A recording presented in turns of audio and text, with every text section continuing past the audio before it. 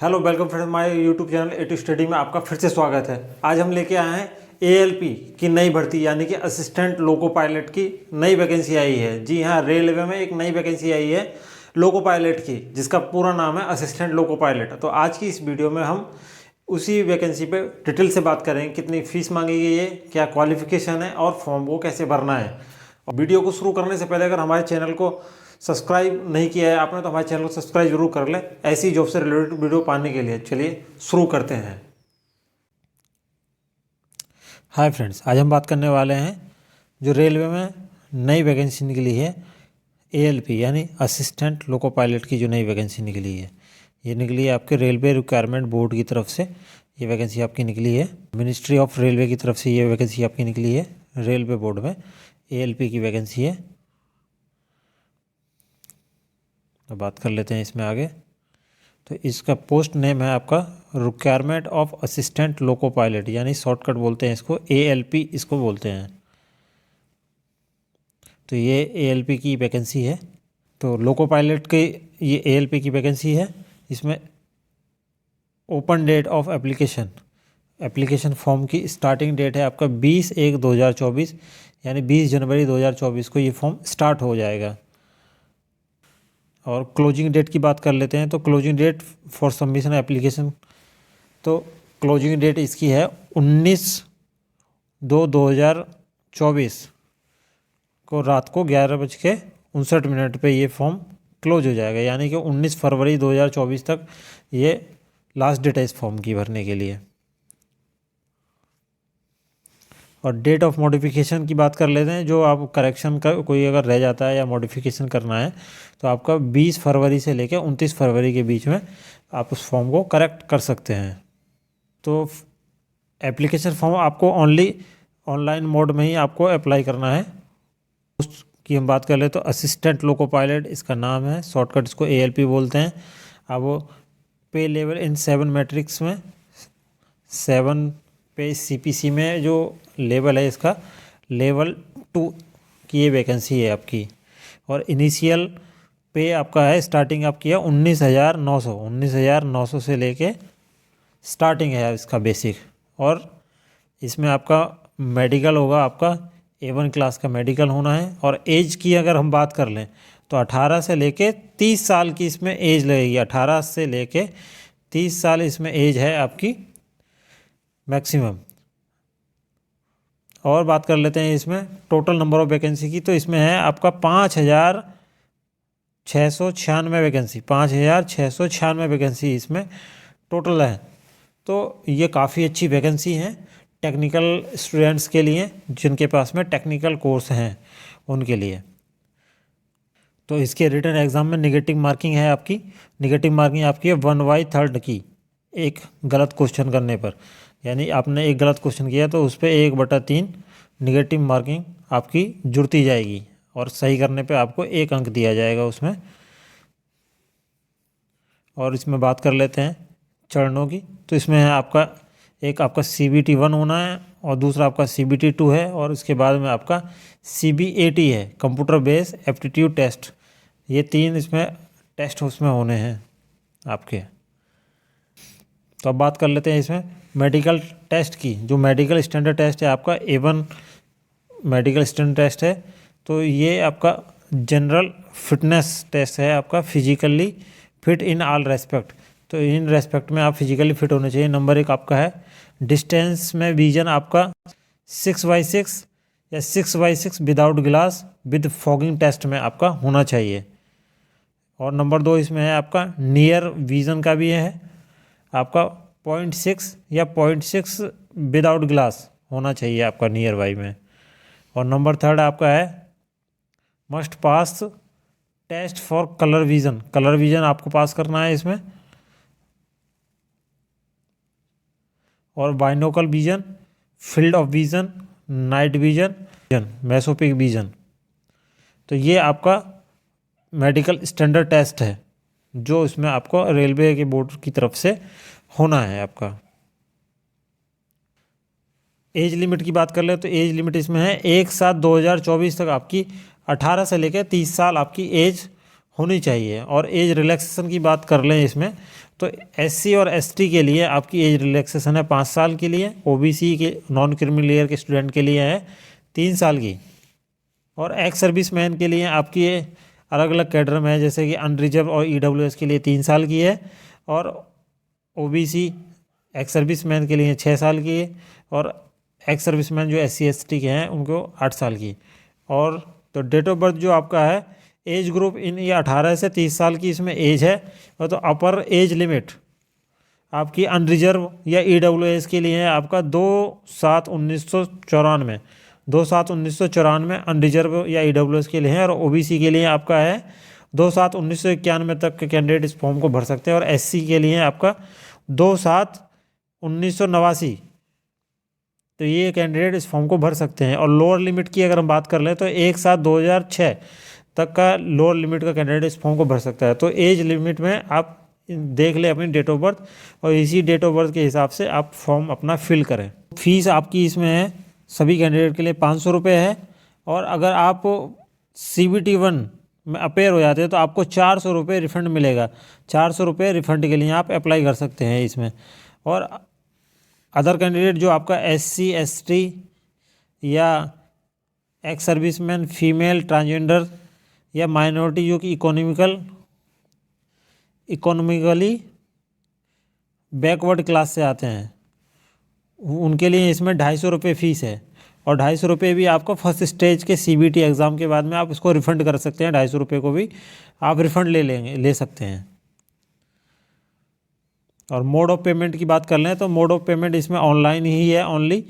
आपका UPI, credit card, कैसे भी करके ऑनलाइन पेमेंट आप कर सकते हैं इसमें। अब बात कर लेते हैं रिक्वायरमेंट प्रोसेस की। क्या रिक्वायरमेंट प्रोसेस क्या है? तो रिक्वायरमेंट प्रोसेस के लिए आपको पहले तो आपको ऑनलाइन एप्लीकेशन फॉर्म भरना पड़ेगा इसकी ऑफिशियल वेबसाइट से, ठीक है। और उसके बाद में आपका CBT 1 एग्ज़ाम होगा आपका। उसके बाद में सेकंड स्टेज में आपका CBT 2 एग्ज़ाम होगा।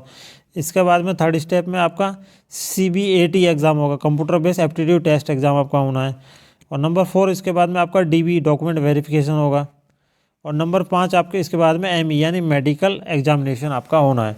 तो ये सारे स्टेप्स पूरे करने के बाद ही आपका फाइनल सिलेक्शन आपका होगा।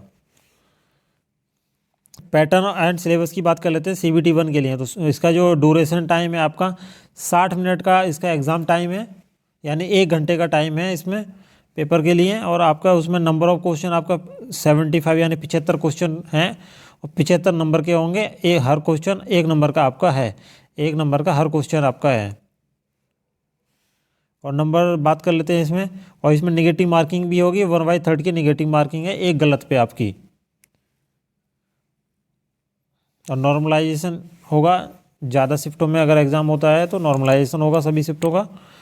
और मिनिमम पासिंग क्राइटेरिया क्या है? तो अनरिजर्व या EWS के लिए आपका 40%, OBC के लिए आपका 30%, SC के लिए 30% और ST के लिए आपका 25% इसमें मिनिमम पासिंग मार्क है। तो इतने मिनिमम नंबर आपको लाने होंगे इसमें पास होने के लिए। बात कर लेते हैं तो CBT 1 में जो पेपर पैटर्न रहेगा आपका, मैथमेटिक्स के क्वेश्चन आएंगे। नंबर 2 आपके मेंटल एबिलिटी के क्वेश्चन आने हैं। नंबर 3 आपका जनरल साइंस आएंगे। नंबर 4 है आपका जनरल अवेयरनेस के आएंगे, जनरल अवेयरनेस के इसमें क्वेश्चन आएंगे। अब बात कर लेते हैं CBT 2 की। CBT 1 में जो कैंडिडेट पास होंगे वो CBT 2 के लिए एलिजिबल होंगे। और CBT 2 में टोटल नंबर ऑफ कैंडिडेट आपका होंगे 15 गुना जो वैकेंसी है, वैकेंसी के 15 गुना कैंडिडेट इसमें पास किए जाएंगे। अब एग्ज़ाम पैटर्न की बात कर लेते हैं। CBT 2 के एग्ज़ाम पैटर्न की बात कर लेते हैं तो इसमें आपके 2 पार्ट आएंगे, पार्ट A और पार्ट B, 2 पार्ट इसमें आने वाले हैं। और तो टोटल आपका इसका ड्यूरेशन है आपका 2 घंटे 30 मिनट का इसका टाइम है। और टोटल क्वेश्चन इसमें 175 क्वेश्चन टोटल हैं इसमें। और पार्ट A की बात कर लें तो पार्ट A आपका 90 मिनट का होगा, 100 क्वेश्चन का। और पार्ट B आपका है 60 मिनट का, 75 क्वेश्चन का। और इसमें भी नेगेटिव मार्किंग होगी, 1/3 की नेगेटिव मार्किंग है। हर गलत क्वेश्चन पे आपका 1/3 नेगेटिव हो जाएगा। और नॉर्मलाइजेशन इसमें होगा क्योंकि 1 से अधिक शिफ्टों में पेपर होगा तो नॉर्मलाइजेशन होना ही है। पार्ट 1 में मिनिमम पासिंग क्राइटेरिया इसमें दिया गया है आपका अनरिजर्व और ईडब्ल्यूएस के लिए 40% है, ओबीसी के लिए 30%, एससी के लिए 30% और एसटी के लिए 25%। इतने मिनिमम पासिंग क्राइटेरिया है पार्ट 1 के लिए, पार्ट ए के लिए, इसके पार्ट ए के लिए। और पार्ट 2 में पासिंग का मिनिमम क्राइटेरिया आपका है 35%। 35% पार्ट बी में आपके कुछ नंबर आने चाहिए पासिंग के लिए। सिलेबस फॉर पार्ट ए, तो इसमें मैथमेटिक्स के क्वेश्चन आएंगे और आपका जनरल इंटेलिजेंस या रीजनिंग के क्वेश्चन आने हैं। नंबर 3 इसमें आने हैं आपके बेसिक साइंस एंड इंजीनियरिंग के क्वेश्चन। अब पार्ट बी की बात कर लेते हैं। तो पार्ट बी के सिलेबस की बात करें तो पार्ट बी आपका वेरियस ट्रेड से होगा। जिस ट्रेड से आप फॉर्म भरेंगे उसी ट्रेड से आपका होगा, जिस ट्रेड से आप फॉर्म भरते हैं। जैसे मानो कोई इलेक्ट्रिकल से भरता है तो उसके इलेक्ट्रिकल के होंगे, कोई सिविल से भरता है तो उसके सिविल के क्वेश्चन होंगे। जो भी है इसमें आगे डिटेल से पता लग जाएगा। और मिनिमम पासिंग मार्क्स इसमें है आपका 35%। आपका इसमें मिनिमम नंबर चाहिए कम से कम पार्ट बी में। CBT 1 और CBT 2 होने के बाद में आपका CBAT एग्ज़ाम आपका होना है। और CBAT एग्ज़ाम होने के बाद आपका डॉक्यूमेंट वेरिफिकेशन होगा। जो भी डॉक्यूमेंट आपने अपलोड किए हैं या जिस कैडर में आपने फॉर्म भरा है और जो ट्रेड से भरा है, जिस ट्रेड से भरा है, वो सारे डॉक्यूमेंट्स का वेरिफिकेशन किया जाएगा। अब हाउ टू अप्लाई की बात कर लेते हैं। तो अप्लाई कैसे करना है, ऑनलाइन मोड में अप्लाई करना है, दी गई हैं। मानो किसी को इलाहाबाद से करना है तो इलाहाबाद की ऑफिशियल वेबसाइट ये है। भुवनेश्वर से करना है, भुवनेश्वर की वेबसाइट ये है। मुंबई से करना है, मुंबई की ये है। भोपाल से करना है, भोपाल की ऑफिशियल वेबसाइट ये है। तो ये सारी ऑफिशियल वेबसाइट है। जिस भी रीजन से आप फॉर्म भरना चाहते हैं उसी रीजन में फॉर्म भरें। और एक चीज़ का ध्यान रखें, आप सिर्फ किसी एक ही रीजन में फॉर्म भरें।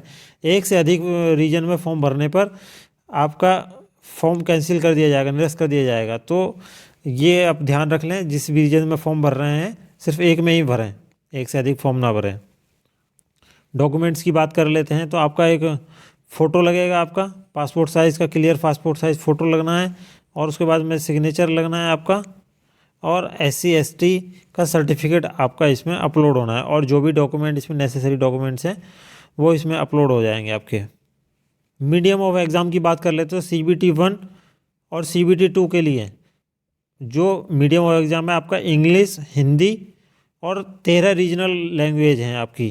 तो 13 रीजनल लैंग्वेज आप ये लिस्ट में देख लीजिए यहाँ पे। ये टोटल 13 रीजनल लैंग्वेज हैं इसमें, इस पैरा में। इनमें CBT 1 और CBT 2 आपका दोनों कंडक्ट कराए जाएंगे।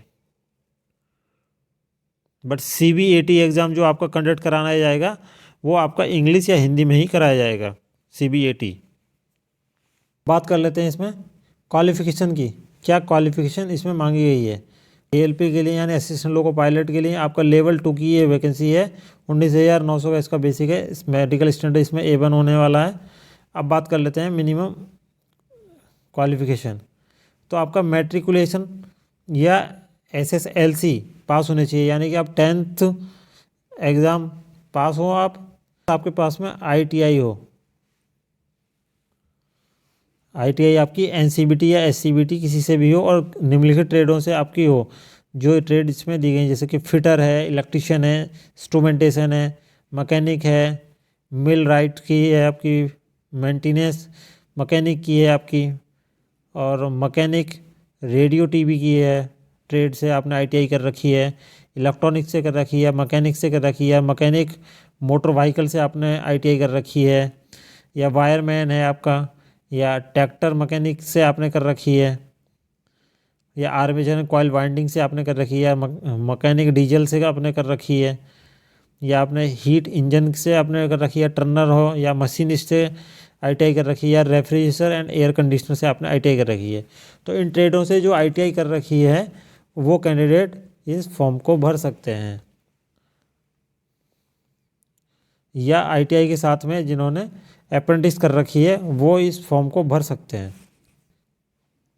डिप्लोमा कैंडिडेट के लिए तो जिनके पास में मैट्रिकुलेशन और या SSLC यानी 10th पास है और साथ में 3 साल का आपके पास आपका मैकेनिकल से, इलेक्ट्रिकल से, या इलेक्ट्रॉनिक से, या ऑटोमोबाइल इंजीनियरिंग से आपने डिप्लोमा कर रखा है, तो भी आप इस फॉर्म को भर सकते हैं। लोको पायलट के फॉर्म को डिप्लोमा वाले भी भर सकते हैं, डिप्लोमा वाले। अगर आप किसी ने कैंडिडेट ने डिग्री कर रखी है, ये इन ट्रेडों से डिग्री अगर कर रखी है, तो वो फॉर्म कैंडिडेट भी भर सकता है। यानी जिसने बीटेक कर रखी है वो भी इसके में अप्लाई कर सकता है आप, तो ALP के लिए एलिजिबल है। तो ये थी इसकी क्वालिफ़िकेशन की बात। तो यानी कि ITI वाले भी इसको भर सकते हैं और डिप्लोमा वाले भी भर सकते हैं, और प्लस बीटेक वाले भी ALP के लिए अप्लाई कर सकते हैं, असिस्टेंट लोको पायलट के लिए। अब बात कर रहे थे नंबर ऑफ़ वैकेंसी की। तो ये अलग अलग जोन में नंबर ऑफ़ वैकेंसी हैं, अलग अलग जोन की अलग अलग वैकेंसी इसमें दी गई हैं। आप जिस भी जॉब से फॉर्म भरना चाहते हैं तो उसमें वैकेंसी देख लें और अपना फॉर्म अप्लाई कर लें। टोटल नंबर ऑफ़ वैकेंसी इसमें है आपका 5,696 नंबर ऑफ़ वैकेंसी टोटल हैं लोको पायलट के लिए। तो फ्रेंड्स, ये थी आपकी लोको पायलट की वैकेंसी जो कि आपकी रेलवे बोर्ड की तरफ से निकली है। तो जो कैंडिडेट इस फॉर्म को भरना चाहते हैं वो इस फॉर्म को भर लें। 20 जनवरी से ये फॉर्म स्टार्ट हो गया है और 19 फरवरी 2024 तक ये फॉर्म चलेगा। तो ऐसे ही जॉब से रिलेटेड वीडियो पाने के लिए हमारे चैनल को सब्सक्राइब जरूर कर लें। मिलते हैं नेक्स्ट वीडियो में।